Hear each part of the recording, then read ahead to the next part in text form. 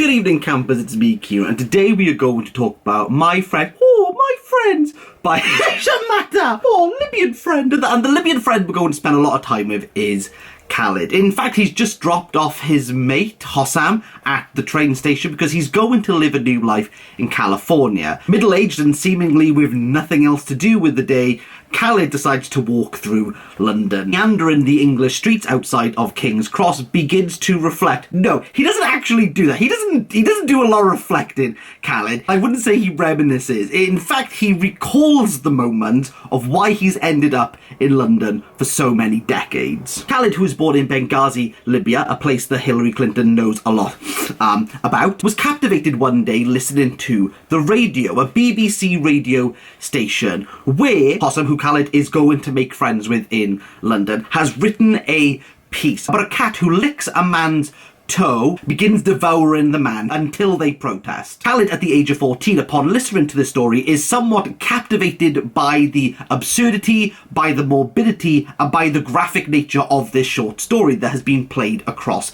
the radio waves. But interestingly, none of the Arab countries are willing to play this story. Only the BBC in London is willing to. And this is the moment, this is the catalyst where Khalid begins his love of literature and ends up moving to Edinburgh to undertake a degree in English. And here he meets his friend, I can do this every time, where he meets fellow student Mustafa, where they form a new friendship. Friend. Okay, now I'm going to stop. Now, one day in London, 1984, Mustafa and Khalid don balaclavas in order to protest the Gaddafi regime outside of the Libyan embassy, where an actual historical event happened, where Libyans inside the embassy shot at those who were protesting outside. To emphasise, this is a true event that actually happened, and of those being shot, only one woman died, PC Yvonne Fletcher. But where Matter fictionalises this event is that Khalid and Mustafa are shot. They are shot by the gunmen. My battery's dead. I'll have to come back another time. I'm back, and I turned my t-shirt around back to front so, it would look a bit different, eh? It's been a 4-hour gap. Where was I? Khalid gets shot. From the X made by the scissors, the X stitch marks leave their mark. And with that, leave all sense of normality for Khalid. Because remember, he's in university. His life is just about to start before him. But because his balaclava was removed at the protest, because he was shot, he's been identified as Libyan. And because of that, his name goes back to the Libyan embassy. These are the people who shot Khalid because he was protesting against the current Libyan dictator, Gaddafi. Now, there's one thing that you need to know about the Gaddafi dictatorship, and that is it truly got entrenched into the public lives of people, but also the private lives of people. This was a dictatorship that, if it needed to exile you, it could upend your entire life. And upend it does. Firstly, let's go for the obvious one. He's now exiled from his own country. He cannot return back to Libya. But on top of that, Khalid can't let his own family know that he's been exiled. He now has to live life under a lie, because if they know why he's been exiled, there might be the possibility that they may be the next target under Gaddafi. Okay, he's indefinitely exiled and can't speak to his family ever again. Well, at least he can go back to university and study. Yeah, he now can't do that. He can't go to Edinburgh. And therefore, he has to stay in London. Of which, remember, he knows no one. The only person he now knows is his fellow student, Mustafa, who finds himself in the exact same situation. After leaving the university with scars, a recently published short story collection, of which contains the short story that led him to his passion towards literature, the story that he listened to when he was 14 years old, along with new clothes gifted by a generous Libyan, Khalid now has to live his adult years in London with pretty much nothing and a newly acquired friend, Mustafa. And because he has nothing, he has to rely on the charity of other people, and therefore gets bored with Rana. This is pretty much the setup and the foundation of the novel. What continues onward is Khalid living his life, and we reach the end of the novel, which is the start. It's the dropping off of his friend to live a new life in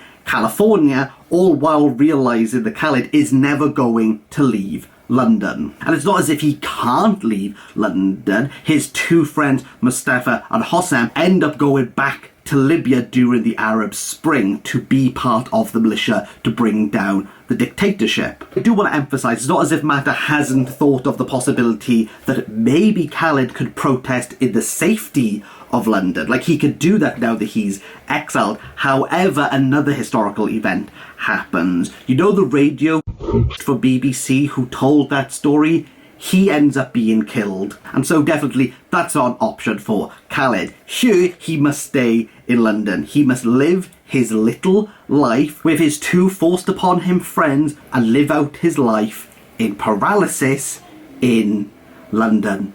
And that means, everyone, Khaled, within this story, does nothing. It's mostly that Khaled is paralysed in this situation. He does not want to move because now this is his comfort zone. He becomes a teacher and he stays in that job. He spends many hours within the library. He stays in the same board that Rana has given him pretty much indefinitely. And he frequents an art museum to look at the same painting. He is static. I think passivity in a character can sometimes work wonders. Look no further than Midnight's Children or The Seven Lives of Marley Almeida, where characters just find themselves within certain situations and truly remain passive as history documents itself. Maybe to eke this out a bit further, it's the reason why I use the term static and paralysis to describe Khaled. He doesn't seem to want to be able to do anything for fear of upsetting any form of balance, which makes it's really frustrating, but it's quite difficult to articulate. Because of the geographical situation that Khaled is in, the historical tableau that clearly sets and defines the action of this novel isn't used as a plot mechanic. It is just the mise-en-scène. Everything that's happening within Libya in the 1980s all the way up to 2016 with the Arab Spring is just background. Khaled is not a part of this at all, which makes some of the commentary feel a little weak. And it's the action within Libya that is the driving force of Khaled's life. But he is completely passive from anything that is happening. He knows not really what is currently going on. Whereas the London events truly are plot mechanics to kind of place Khaled within this state of paralysis, which does work. However, everything else ebbs away. Khaled doesn't really have any meaningful interaction with his friends and doesn't gain any new friends. His relationship with women are fleeting and probably more meandering than a brand spanking new tourist trying to navigate the tube for the first time. But what doesn't help, my friend, is this non-linear story. We flit forward and backwards quite often within the very short chapters. There are over 100 chapters within this 400-page novel, and therefore the propensity to kind of move around subject and topic, ricocheted through time, of which none of it is really spent doing anything, because Khaled does nothing in his life apart from be very mundane and boring, ultimately makes this a very subtle read.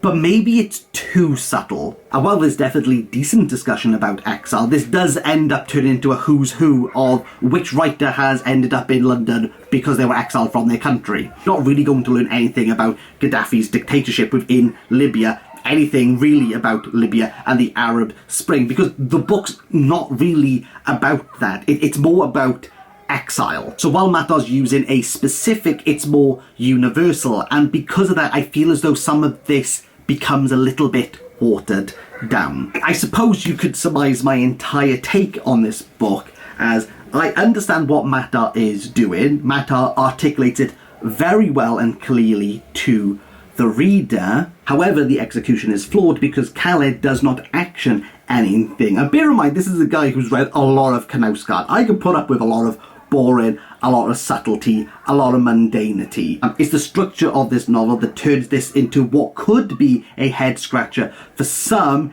into a headache for me. My friends, there were 3 Libyans, and therefore I'm going to give this a 3 out of 10.